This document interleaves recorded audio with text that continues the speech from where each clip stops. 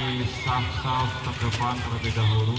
Ribuan umat muslim memadati lapangan Ngurah Rai Taman Kota Singaraja guna menunaikan ibadah sholat Idul Adha 1444 Hijriah pada Kamis 29 Juni 2023 pagi.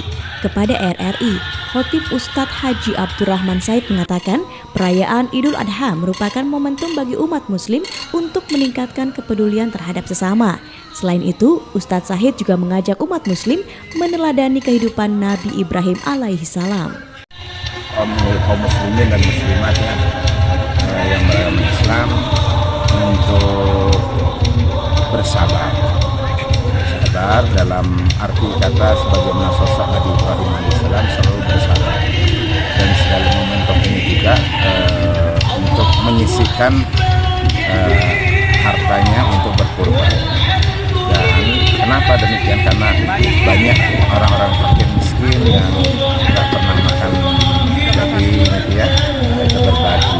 Momentum Idul Adha ini momentum berbagi. Disampaikan pula, selain pada hari raya Idul Adha, terdapat 4 hari lain untuk melaksanakan kurban.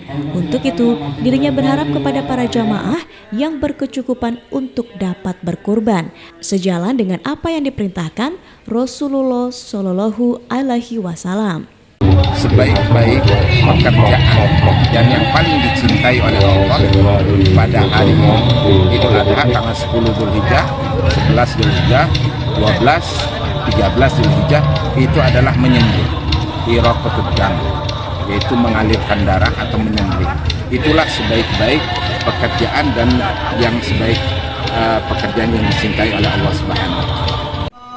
Lebih lanjut, Ustadz Said yang juga sebagai Ketua Badan Wakaf Indonesia atau BWI Buleleng itu menilai program tabungan kurban di setiap masjid memiliki peranan penting terhadap peningkatan tren kurban di Kabupaten Buleleng.